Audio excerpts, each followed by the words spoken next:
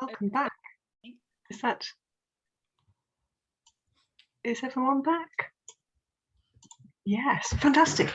Thanks so much. Sorry to cut you off abruptly. I've got some feedback. Thank you to everyone who contributed on the board. I'll be super brief because I think our discussions and panelists have filled up the time really profitably. But there's definitely some sort of threads emerging. I think there's a fundamental need for staff to be able to engage with things if they haven't already encountered that. And partnerships, projects, events was saying that how can you approach a subject that doesn't have obvious visible links to sustainability. In the room I was in, first of all, Ganga was talking about the way that you can collaborate. If you have somebody with expertise, they can talk to somebody who doesn't necessarily have a visible link to sustainability, and that can spark connections and sort of introduce. I think you were saying that a colleague of yours works on risk, and the question of why climate change isn't seen as risk is something that's an enormously profitable kind of key for opening up a new area of exploration. So yeah, I think conversations with other members of staff, also the possibility of bringing in students as experts. Revising your curriculum, Gillian, you contributed the note about academic experts not being the only experts and drawing on student partnerships, and that was something that the projects room was also coming around to, the idea that students can do work, they can do scholarly work, they can do investigative work, which we're going to be hearing about from the students for Sustainable Futures. But yeah, Lydia was noting in that room also that we have things like Changemakers, we have the student education panel, we have levels of funding for undergraduate interns and assistants. If you want to draw on the resource that your students can be in order to bring in more expertise, then they're very capable of doing investigative work, reading up, finding benchmark examples, and then and sort of supporting you in moving forwards. But yeah, really interesting stuff about whether to integrate things, whether to add things in, the constraints on the time that students have to engage with materials as well as the time that we have to devise them. But yeah, I'm gonna leave it there and hand it back over to Students for Sustainable Futures, because they get to tell us about the work that they're doing, which I think is a fantastic ending for the event. Diego, can I pass back to you? Yes, absolutely. So I'll just share screen for the rest of my presentation.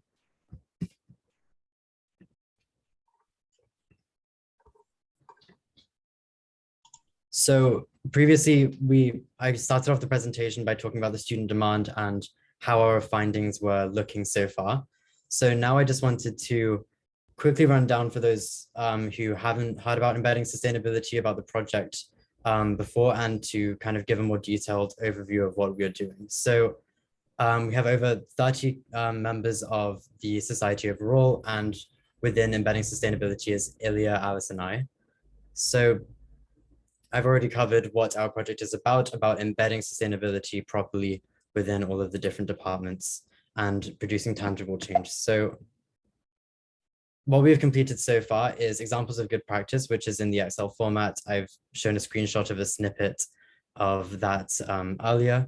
And the questionnaire talks with LSE 100 as a really, really good case study of embedding sustainability. I think the fact that that is within LSE and the fact that that has been such a recent change, I think shows that as such a spectacular example. So honestly, I'm really, really thankful for Gillian and LSE 100, because seeing what they're doing is really inspirational and hopefully can provide like a good model of how sustainability can be embedded.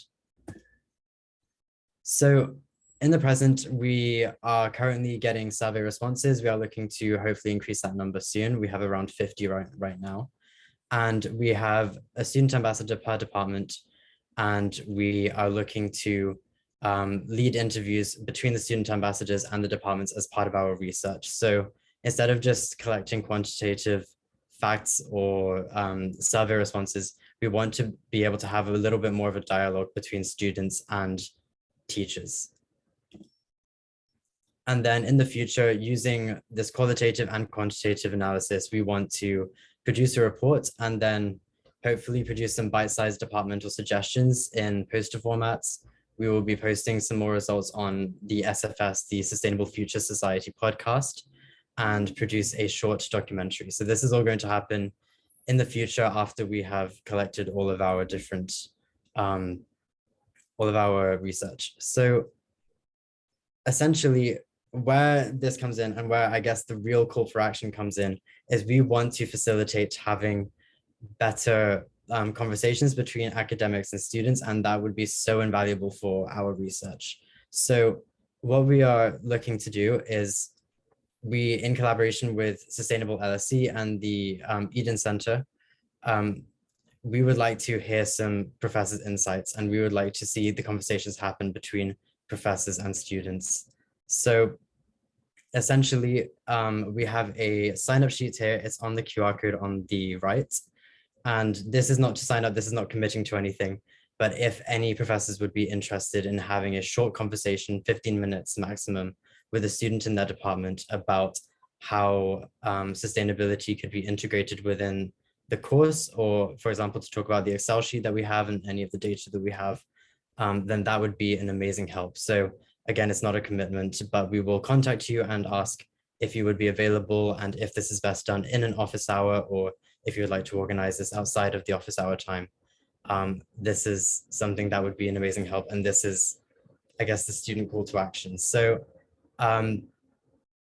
yeah, essentially, yeah, so that is basically what I had to present. I would also like to share some of the different ideas between having sustainability as a bolt-on compared to being embedded, which is something that we spoke about in the breakout room, which I think would be good to add on here. We are not looking for staff to, we believe that these conversations need to happen because we don't want sustainability to just be added onto the end of a course, just kind of bolted on carelessly or just like in one really quick aspect. We would like it to be more embedded and provide students with the ability to look at their course through a sustainable lens and through that kind of analysis. So yeah, if there's any questions whatsoever about this sign-up sheet, I would love to hear, or just anything about the society or about our project. I'd love to just have a conversation. Thank you so much. And as I put in the chat, we're going to make sure that that gets widely circulated because we want to introduce as many staff as possible to the possibility of discussing with you. Thank you, that's fantastic. Yeah, I'm going to hand over to Claire for closing remarks. Thanks, Ellis, and thanks everyone, and thanks, Diego. That was fascinating, and I'm sure faculty will be really, really interested to hear about the results that your student ambassadors have been collating from universities across the UK of examples of how at the disciplinary level, because I think that faculty are very interested in thinking about things understandably through their disciplinary lens. So I think that will be of great interest to them as well.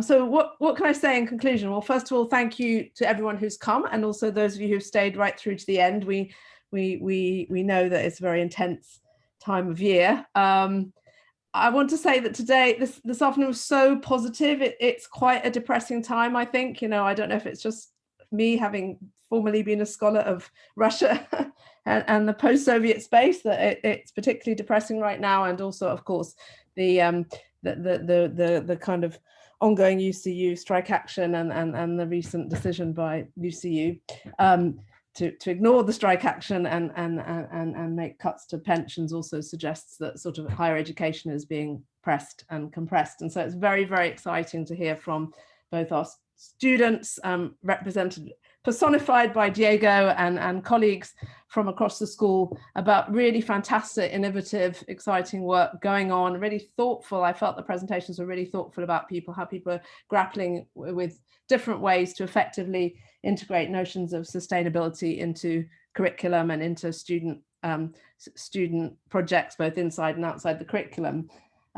Just one other thing before I do final thanks is to say that one of the things that really struck me was that there's some really important underpinning values that colleagues have spoken about, which lie at the heart of this work on sustainability, notions of partnership, reciprocity, social commitment, and transformational change. And I think those are kind of values that really we should all, that we would all want to see underpinning good education. And in fact, quick seg here, David, at our education symposium in the summer term, we're going to be interrogating what education for the common good actually means. And I feel like this afternoon has been a real sort of embodiment of discussions about education for the common good. So before I conclude, just 2 other points. Colleagues, join us. We have a lovely evolving growing community of practice. We're interested in sharing ideas with you, hearing your ideas, developing case studies. We meet up regularly, couple of times a term, sometimes sharing practice among ourselves, bringing in speakers from outside, and we would like you to join us in those conversations and discussions. Oh, there you go. I think, is that a team site? Ellis has just posted. Perfect timing. Great, thanks, Ellis. So join the team site, get involved, come up with ideas, critique our work. We want this to be an engaged conversation. And so finally, we can give you a few minutes back. I don't know if Ellis or Erica want to say a final thing, but I want to thank David Fagiani, who's our communications manager in the Eden Centre, who always works very dedicatedly behind the scenes to help us stage these events and enable them to run smoothly. So thank you, David. I want to thank Ellis and Erica, and again, Charles, and all the contributors today. And I also sort of give you a final thank you from Dilly, who again was unable to join us today, but I know that this is work she has supported.